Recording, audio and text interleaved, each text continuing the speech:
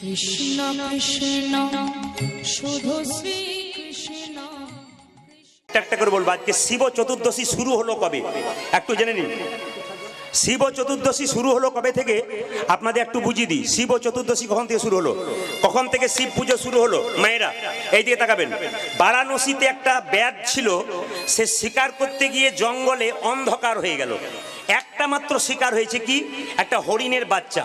ওকে শিকার করে কি করেছে, ওই একটা গাছের উপরে অন্ধকারে চেপে গেছে, যদি জন্তুরা আক্রমণ করে, এই জন্য গাছের উপরে চেপে গেছে। চেপে যাওয়ার সঙ্গে সঙ্গে ওই একটা ডালে রেখেছে হরিণের মরা বাচ্চাটাকে, আর একটা ডালে নিজে বসে আছে। ব্যাধ চিন্তা করছে, সারাদিন আমার স্ত্রী খায় নাই, সারাদিন আমিও এক গ্লাস জল পেলাম না, সারাদিন আমি জল তৃষ্ণাতে মরে গেলাম কিন্তু পেলাম না।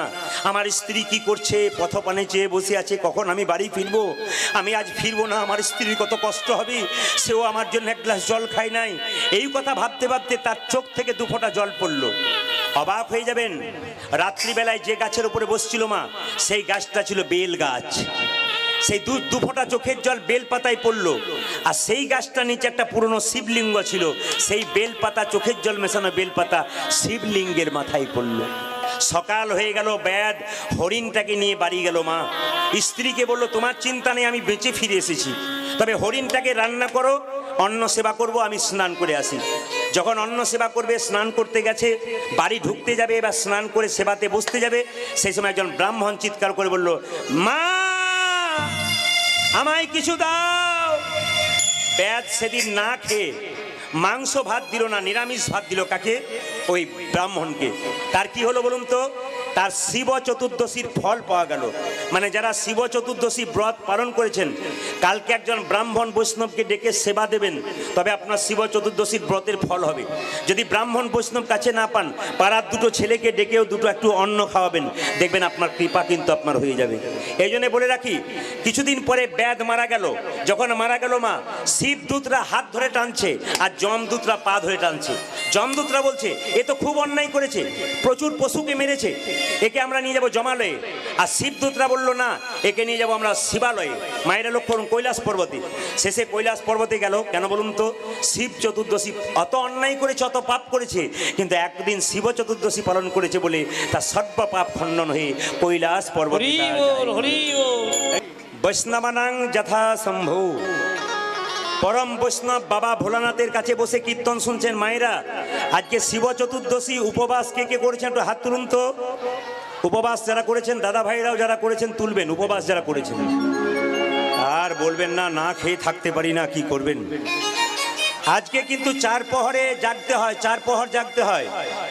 আজকে কিন্তু নিয়ম হচ্ছে, আজকে রাত্রিটা জেগে দিতে পারবে না, 365 দিনের মধ্যে তার কৃপা হয়ে যাবে, অজান্তে আপনি বুঝতে পারবেন না।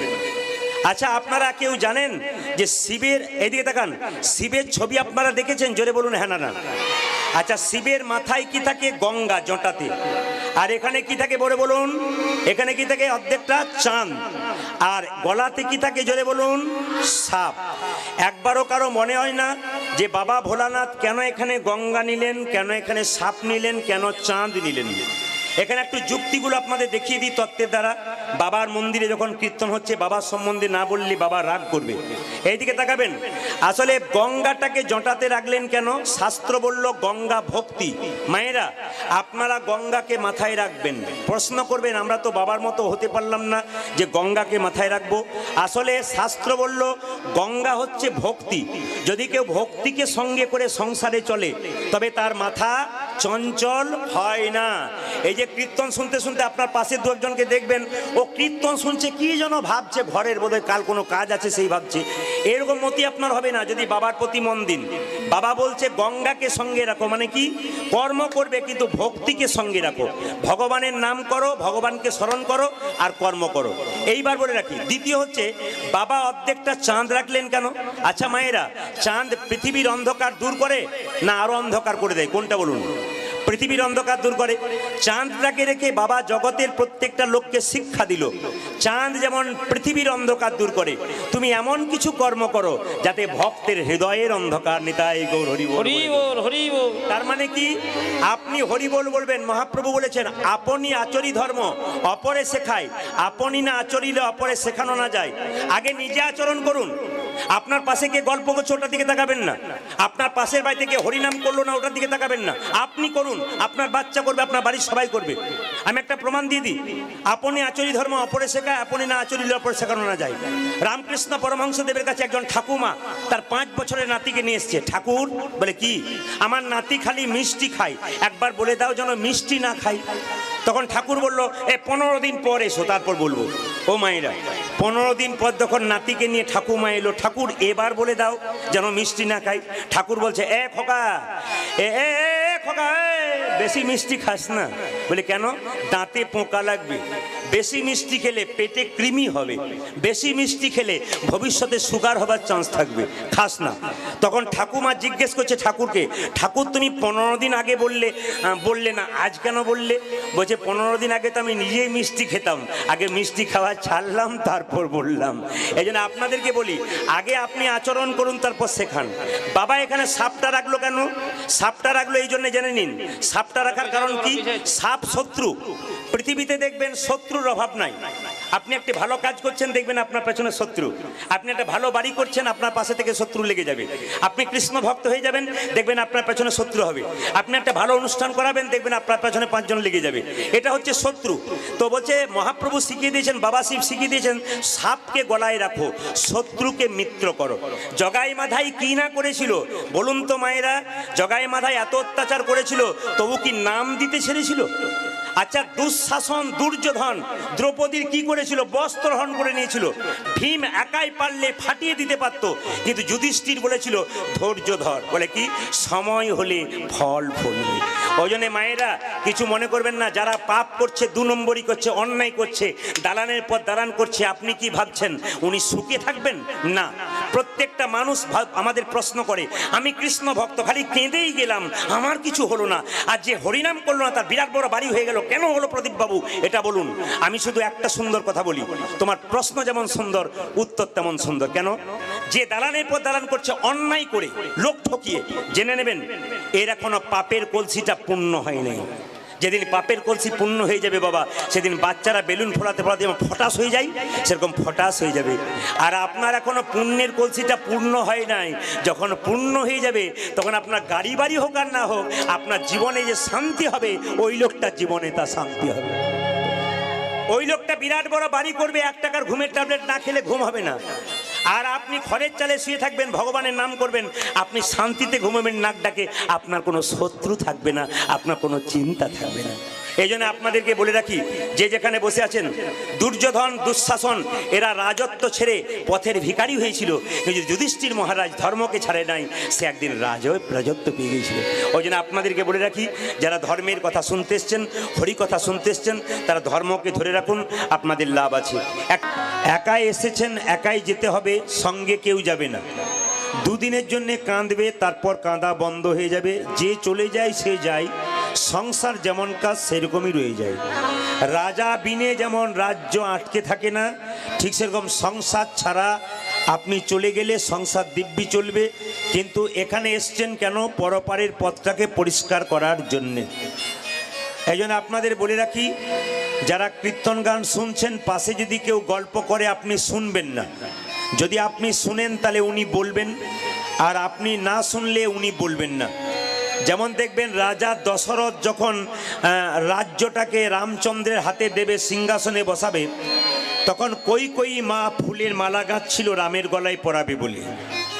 তো যখনই কই মা, আসলে মায়েরা জানেন রামের মায়ের নাম তো কৌশল্যা, কিন্তু কই রামের জন্য মালা গাঁথছে, রামকে ভালোবাসে। সুতরাং সেও তো মা। পেছন থেকে একটা আপনাদেরকে বলিনি, মানে কইকে বলছে একটা মেয়ে, হ্যাঁ রে কি করছিস? মালা গাঁথছি। বলে কার জন্যে? রামের জন্যে। রাম কেন মালা গাঁথছিস? রামের জন্যে। রাম রাজা হবে। মেয়েটি বলে উঠলো, রাম রাজা হলো তাতে তোর কি? কৌশল্যা হবে রাজমাতা, তুই হবি ভিখারিনী, দরকার নাই। রাজা দশরথ যুদ্ধ থেকে ফিরেছিল, 2টো বর পাওনা ছিল, ওই 2টো বর নিয়ে নে। প্রথম বরে রামচন্দ্রের 14 বছরের বনবাস, আর দ্বিতীয় বরে পুত্র ভরতের সিংহাসন লাভ। মায়েরা বলুন তো, ওই মেয়েটাকে যে কানে ফুস মন্ত্র দিয়েছিল, জোরে বলুন মেয়েটাকে, সে হলো কুজি মন্থরা। তা আপনি যখন কীর্তন শুনবেন, মনটা যখন গোবিন্দের কাছে দেবেন, তখন পাশে যদি কেউ গল্প করে তাহলে বুঝবেন উনি কুজি মন্থরার পার্টি এসেছে। এদের দিকে আপনারা তাকাবেন না, তাহলে আপনার কীর্তন শোনা হবে না। একটু জোরে বলুন বাবা ভোলানাথ কি। হ্যাঁ, যে পরিমাণ ভক্ত হয়েছে একটু জোরে আশা করছিলাম। বেড়ে দেখুন মাইকের কি অবস্থা হচ্ছে। আসলে আমাদের তো এই আজকের দিনটা গান নয় তো, 365 দিনে 320 দিন গান গাইতে হয়, 320 দিন। আর যদি বলি 365 দিন হবে সেটাও হয়ে যাবে যদি আমি করব বলি। এত চাপ আছে, তো এই চাপের মধ্যে যদি এটা ঠিক না থাকে না, বড় সমস্যা হয়। আপনারা অনেকে উপবাস করে এসেছেন, একটু ধৈর্য ধরে বসবেন, কীর্তন শুনবেন। আর উনিও ধীর আপনি একটু ধীর মাথায় করুন, অসুবিধা নেই, ঠিক হয়ে যাবে, চিন্তা নেই। চঞ্চলতা হলে অসুবিধা আছে। তো যাইনি তাই একটু জোরে বলুন রাধা রানী কি। যাক, বেড়েছে, আরো বাড়ার সুযোগ আছে। একটু জোরে হোক রাধা রানী কি। বাহ বাহ, অনেকে দিয়েছে, প্রস্তুত ছিলাম না, অনেকে ভাবছে।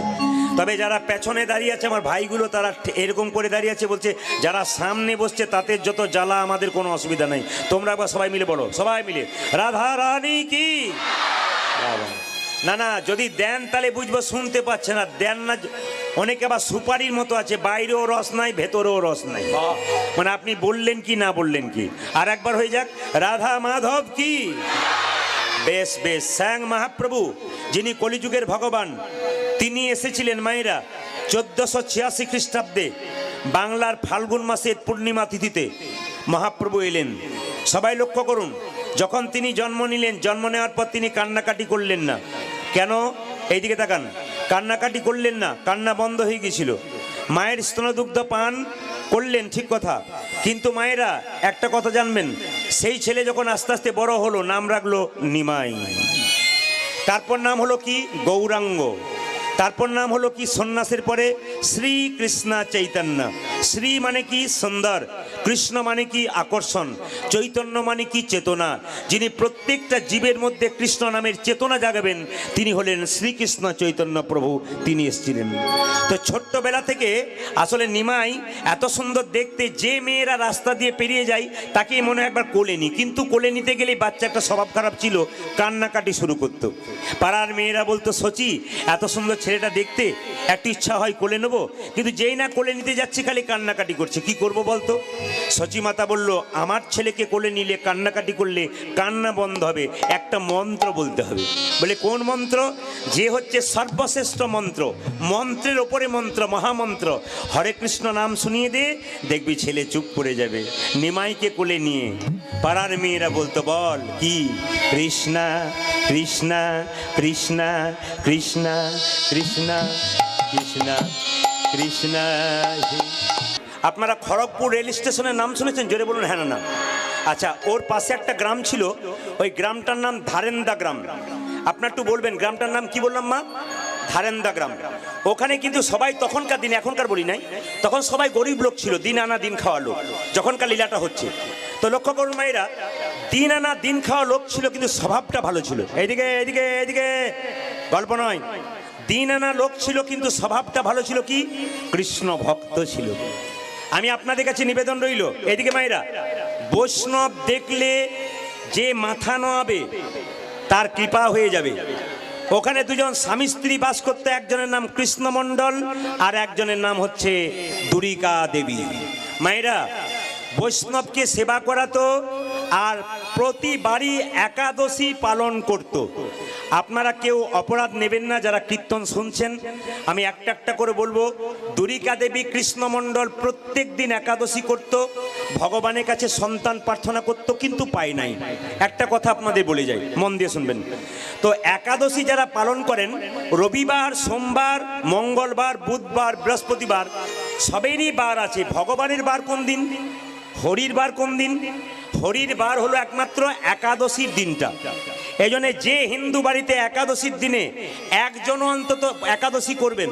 মায়েরা, যদি একাদশী কেউ পালন করতে না পারেন, তবে আপনারা একটা কাজ করবেন, সেই দিন অন্তত বাড়িতে নিরামিষ শুরু করুন। অন্তত সেই দিন মাছ মাংস ঢুকতে দেবেন না। কেন? সেদিনটা নিরামিষ শুরু করুন। আপনাদের খুব ছোট ছোট করে বুঝিয়ে দিই, একাদশী ছেলে না মেয়ে? জোরে বলুন, একাদশী ছেলে না মেয়ে? সব জায়গাতে মায়েরা মেয়ে বলে, এতে মানে আপনাদের পক্ষে বলে বলেন নাকি? না না, জেনে নিন, একাদশী মেয়ে না ছেলে আমি আপনাদের বুঝিয়ে দিই। একটা অসুর ছিল, সেই অসুরটা বারবার দেবতাদের সঙ্গে যুদ্ধ করতে করতে দেবতাদেরকে হারিয়ে দিল। দেবতারা যখন হেরে গেল তখন ভগবান বিষ্ণুর সঙ্গে 100 বার যুদ্ধ করলো মায়েরা। ভগবান বিষ্ণু হেরে যাবার ভান করে একটা পর্বতের গুহাতে ঢুকে পড়ল। আর যখনই পর্বতের গুহাতে ঢুকে পড়ল, ভগবান বিষ্ণুকে গিয়ে অসুর বলল, এইবার কোথায় যাবে তুমি? আর বেরোনোর উপর নাই, বেরোলেই শেষ করে দেবো। ভগবান বিষ্ণু তার শরীর থেকে এক অদ্ভুত জ্যোতি সৃষ্টি করলেন, আর সেই জ্যোতি থেকে একটা নারীর সৃষ্টি হলো। সেই মেয়েটা জন্ম নিয়ে, জ্যোতিতে জন্ম নিয়ে সঙ্গে সঙ্গে অসুরের মস্তকটাকে ছেদন করে দিল। বিষ্ণু বলল, বারে মেয়ে, তোমার ক্ষমতা তো আমার চাইতে বেশি। বলে কেন? আমি যার সঙ্গে 100 বার যুদ্ধ করে পারলাম না, তুমি তাকে জন্ম নিয়ে মেরে ফেললে? বাহ, তোমার ক্ষমতা তো কম নয়। মেয়েটি ভগবান বিষ্ণুর চরণে প্রণাম করে বলল, প্রভু, আমি তো তোমার শরীর থেকে জন্ম নিয়েছি, তোমার ক্ষমতায় আমি ক্ষমতা পেয়েছি, তোমার জন্য আমার সব হয়েছে, কেন আমাকে অপমান করছেন? তখন সঙ্গে সঙ্গে ভগবান বিষ্ণু বলল, বল তুই কোথায় থাকতে চাস? বলছে, আমি এমন এক জায়গায় থাকতে চাই, পৃথিবীর মানুষ নারী পুরুষ যদি আমার মধ্যে আসতে পারে, আশ্রয় নিতে পারে, তবে তাকে আর কোনো তীর্থস্থানে যাবার দরকার হবে না, সমস্ত তীর্থের ফল একবারে পেয়ে যাবে। সঙ্গে সঙ্গে ভগবান বলল, তাহলে তোর নাম রাখলাম একাদশী। মায়েরা, একাদশীর দিনে কেউ যদি একাদশী পালন করতে পারেন, তবে আপনাকে আর কোথাও তীর্থে যাবার দরকার হবে না, আর কোনো ব্রত পালন করার দরকার হবে না। যদি একাদশী ব্রত আপনি করতে পারেন, একাদশীর মতো বড় ব্রত নেই। সবচাইতে শ্রেষ্ঠ নদী যেমন গঙ্গা, শ্রেষ্ঠ শাস্ত্র যেমন শ্রীমদ্ ভাগবত গীতা, শ্রেষ্ঠ বৈষ্ণব যেমন ভগবান শিব, ঠিক সেরকম শ্রেষ্ঠ ব্রত হলো কি? শ্রেষ্ঠ ব্রত হলো, যে বলুন, একাদশী ব্রত। সবচাইতে লজ্জার ব্যাপার একটা কি জানেন? কিছু মনে করবেন না, আমাদের পাশেও দেখেছি মুসলিমরা রোজা রাখে, তো একটা ছোট্ট বাচ্চা ছেলে তার মাকে বলে, 7 বছর বয়স, ও মা, মা, মা কি আমি রোজা রাখবো, আম্মা রোজা রাখবো? সঙ্গে সঙ্গে মা বলে, রোজা রাখবি? রাখ রাখ রাখ রাখ, আল্লাহ তোকে বরকত করুক। আর আমাদের ছেলেরা যদি মাকে বলে, মা আজ তো তুমি ফলমূল খাও, একাদশী করো, তোমার সঙ্গে করব, তোমার মা কান ধরে বলে, ডাক্তার বলেছে না খালি থাকতে, খালি পেটে থাকতে, বারণ করেছে না, মার বাক থাপড়, বুড়ো হবি তখন করবি। না না, আমরাই যে ধর্মটাকে নষ্ট করছি এটার দিকে তাকাবেন না। হিন্দু সনাতন ধর্মকে বাঁচান, মহাপ্রভুর দেওয়া বাণীকে বাঁচান, মহাপ্রভুকে ভক্তি করুন। মহাপ্রভুর ভক্ত বৈষ্ণবগণ যারা আছেন তাদের চরণে প্রণাম দিন। মায়েরা, বৈষ্ণবের চরণে যত প্রণাম দেবেন তত দেখবেন আপনার অহংকার দূর হয়ে যাবে। আপনাদের বলে যাই, মায়েরা, একটা সোনার কলসি প্রচুর টাকা দাম, কোটি টাকা দাম হতে পারে, কিন্তু সেই সোনার কলসিটা একজনের কাছে মাথা নত করতে, একটা গ্লাসের কাছে আপনার কয়েকশো কোটি টাকার মালিক হতে পারেন। যতক্ষণ না বৈষ্ণবের চরণে মাথা নত করবেন ততক্ষণ আপনার চরণ দেবে কোনো। এই জন্য বলে রাখি, যারা একাদশী করেন আমি হাত তুলতে বলবো না, যারা করেন না তাদের বলবো না, আমি শুধু তত্ত্বগুলো বলতে চাই। একাদশীর আগের দিনে ব্রাশ করে নেবেন, একাদশীর আগের দিনে ব্রাশ করে নেবেন। কেন না? ব্রাশের যে পেস্ট থাকে তার মধ্যে লবণ থাকে বাবা, ওই জন্য আগের দিনে ব্রাশ করে নেবেন। জিভ ছুলে নেবেন, জিভ কেটে গেলে, দাঁত থেকে রক্ত বেরিয়ে গেলে একাদশী হয় না। তরকারি কাটতে কাটতে আঙ্গুল কেটে গেলে একাদশী হয় না। পঞ্চশস্য বারণ কি কি? চাল, গম, জব, সরিষা, ডাল। অনেকে দেখবেন আটা খায়, বললাম তোমার একাদশী হয় না, আটা দোষী হচ্ছে। আবার একাদশীর দিনে দেখবেন এত এত খাবার খায়, ফলমূল, বললাম ওটা পেটাদোষী হচ্ছে। একাদশীর দিনে যত পারবেন হালকা খাবার খেয়ে শুধু ভগবানের চিন্তা করবেন। তবে একটা কথা বলি, আমরা ভাবি একাদশী মানে খাবার উপবাস, তা নয়। একাদশীর দিনে শর্ত করতে হবে, খারাপ কিছু দেখবো না, খারাপ কিছু বলবো না, খারাপ কিছু শুনবো না, খারাপ কিছু ভাববো না। যদি আপনারা এইরকম প্রতিজ্ঞা করতে পারেন তবে কাজ। এই যে আজকে আপনি বাবা ভোলার মন্দিরে এসেছেন, আজকে চতুর্দশী ব্রত করেছেন, আপনাকে শুধু খাবারে উপবাস করবেন তা নয়, যে খাইনি আজ ভালো আছি তা নয়। আপনাকে প্রতিজ্ঞা করতে হবে, আমি আজ থেকে খারাপ কিছু দেখবো না, আমি খারাপ কিছু বলবো না, খারাপ কিছু শুনবো না, আর খারাপ কিছু ভাববো না। যদি এগুলো আপনি করতে পারেন, নিজে যখন ভালো হয়ে যাবেন অপরকে ভালো দেখবেন। আর নিজে খারাপ হলে তো লোকে অপরকে খারাপ দেখে, ওই জন্য আগে নিজে ভালো হয়ে যান, দেখবেন আপনারা সবাইকে ভালো দেখতে পাবেন। মায়েরা, এখন লক্ষ্য করুন, 5টা শস্য আপনারা খেতে পাবেন না, সেদিন কম্বলে শয়ন করতে হবে, গীতা পড়তে হবে, শ্রীমদ্ ভাগবত গীতা সারাদিন ভালো চিন্তা করতে হবে, দেখবেন আপনার কাজ হয়ে যাবে। তবে যদি নির্জলা একাদশী কেউ করতে পারে, ওটা উত্তম একাদশী। তারপরে যদি কেউ না পারে, তাহলে আপনি ফল খেয়ে করতে পারেন, অসুবিধা কিছু নাই, এটা মাথায় রাখবেন। তো দুরিকা দেবী এবং কৃষ্ণমণ্ডল একাদশী করেছে। দুরিকা বলছে তার স্বামীকে, স্বামী একবার জগন্নাথ মন্দিরে যাও, আমাদের এত অভাব, একবার জগন্নাথের কাছে গিয়ে বলল। তার স্বামী চিৎকার করে বলল, শোনো, আজকে বললে ভালো করলে, অন্য দিন বলবে না। ভগবানের কাছে কিছু চাইতে নাই, যে চাই সে অল্প পায়, আর যে চাই না সে এত পাই ভাবতে পারে না। বাবা, কৃষ্ণের বন্ধু সুদামা ভগবানের কাছে কিছু চেয়েছিল? জোরে বলুন হ্যাঁ না না। এতজন এসছেন, সুদামা চেয়েছিল? হ্যাঁ, আপনারা তো বাবার মন্দিরে উপবাস করবেন না, কত কিছু চাইবেন, কিন্তু বলছে চাইতে নাই। একটা বাচ্চা ছেলে মায়ের কাছে ঘুরঘুর করছে, মা তো বুঝতে পারে বাচ্চা কি চাইছে। আপনি মন্দিরে যাবেন, ভগবান অন্তর্যামী, তিনি তো জানেন আপনার কি আছে কি না। আপনি বলবেন কেন? আপনি বলবেন না, আপনি বসলে উনি বুঝে নেবেন। কেন? আপনি ভক্তি সম্পদ দিন, উনি কৃপা সম্পদ আপনাকে দেবে। ওই জন্য যতজন এসছেন এখানে, মন্দিরে গিয়ে কোনোদিন চাইবেন না আমায় গাড়ি দাও, বাড়ি দাও, টাকা দাও। আপনি ভক্তি সম্পদ দেবেন, আপনি কৃপা সম্পদ পেয়ে যাবেন। সঙ্গে সঙ্গে দুরিকা বলল, স্বামী তোমাকে জগন্নাথ মন্দিরে চাইতে হবে না, একবার তীর্থ দর্শন তো হবে।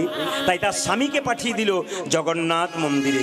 চলে যাচ্ছে মায়েরা কৃষ্ণমণ্ডল জগন্নাথ মন্দিরে, সবাই মিলে উলুধ্বনি দিয়ে জয় জগন্নাথ, জয় জগন্নাথ, আজ জয় জগন্নাথ, জয় জগন্নাথ, জয় জগন্নাথ। আপনাদের কাছে নিবেদন রইল, সবচাইতে বড় ব্রত হচ্ছে একাদশী ব্রত।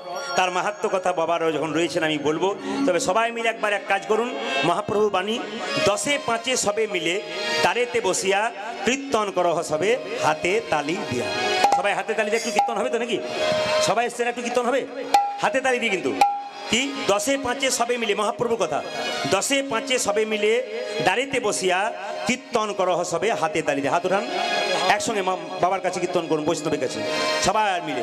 হরি হরয়ে নম কৃষ্ণ নম কৃষ্ণ, একসঙ্গে যাদবায় নম, হরি হরয়ে, হরি হরয়ে নম কৃষ্ণ যাদবায় নম, হরয়ে নম কৃষ্ণ যাদবায় নম, হরে হরয়ে নম কৃষ্ণ যাদবায় নম, ওজে যাদবায় মাধবায় কেশবায় নম, আজ যাদবায় মাধবায় কেশবায় নম, ওজে যাদবায় মাধবায় কেশবায় নম। ও যে যাদবায় মাধবায় কেশবায় নম। আমি সমস্ত সনাতন ধর্মের মানুষকে বলবো, সবাই কৃষ্ণ ভক্ত হয়ে যান, আনন্দে কীর্তন করুন। কোনো কৃষ্ণ ভক্তকে ঠাট্টা করবেন না, কোলে তুলে নিন, কাজ হবে। সবাই মিলে হাত তুলে হরি হরয়ে নম কৃষ্ণ যাদবায় নম, হরে হরয়ে নম কৃষ্ণ যাদবায় নম, হরয়ে নম কৃষ্ণ যাদবায় নম, হরে হরয়ে নম কৃষ্ণ যাদবায় নম, ওজে যাদবায় মাধবায় কেশবায় নম, হাই হাই যাদবায় মাধবায় কেশবায় নম, ওজে যাদবায় মাধবায় কেশবায় নম, ও যে যাদবায় মাধবায় কেশবায় নম। গোপাল গোবিন্দ রাম শ্রী মধুসূদন, আজ গোপালী গোবিন্দ নামে শ্রীমধুসূদন, যে গোপাল গোবিন্দ রাম শ্রী মধুসূদন, আরে গোপাল গোবিন্দ নামে শ্রী মধুসূদন, ও যে গিরিধারী গোপীনাথ মদন মোহন, বলো আজ গিরিধারী গোপীনাথ মদন মোহন, ও যে গিরিধারী গোপীনাথ মদন মোহন। ও যে গিরিধারী গোপীনাথ মদন মোহন। এদেরটা বন্ধ করলাম, আপনাদেরটা শুনবো বলে, দেখি আপনারা কত জুড়ে বলতে পারেন। বলুন হরি কৃষ্ণ, হরি কৃষ্ণ, জোরে কৃষ্ণ কৃষ্ণ, বাহ বাহ, সুন্দর, একটু জোরে হরি কৃষ্ণ, জোরে, দারুণ দারুণ, বলে হারি, দারুণ দারুণ। নিচে বলবেন বাবারা, দাদা ভাইরা, জোরে হরি কৃষ্ণ, একবার জোরে, বাহ বাহ বাহ, দাঁড়ান, এত জোরে বলবেন যেন জীবন মণ্ডলে হাট পর্যন্ত যায়। জোরে বলুন, বলুন হরি কৃষ্ণ, হরি কৃষ্ণ, বাহ, কৃষ্ণ কৃষ্ণ, দারুণ লাগছে, বহুত আচ্ছা। বাহ, আর একটু জোরে, শেষবার, শেষবার, বাহ,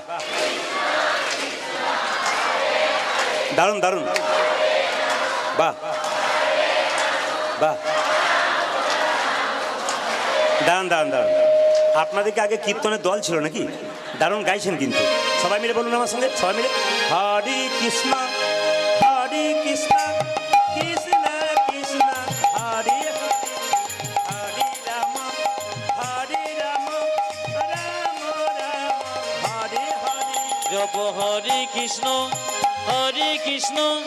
কৃষ্ণ কৃষ্ণ হরে হরে, হরে রাম রাম রাম হরে হরে। হে হরে কৃষ্ণ কৃষ্ণ কৃষ্ণ হরে হরে, হরে রাম রাম রাম হরে হরে। হরে কৃষ্ণ কৃষ্ণ কৃষ্ণ হরে হরে, হরে রাম রাম রাম হরে হরে। হরে কৃষ্ণ কৃষ্ণ কৃষ্ণ হরে হরে, হরে রাম রাম রাম হরে হরে। রাধা রানী কি জয়। হ্যালো, মায়েরা কি বলছেন? ভয় ও জয়। আচ্ছা, শ্যাম সুন্দর কি? বাবা, খুব জোরে বলবেন। মদন মোহন কি?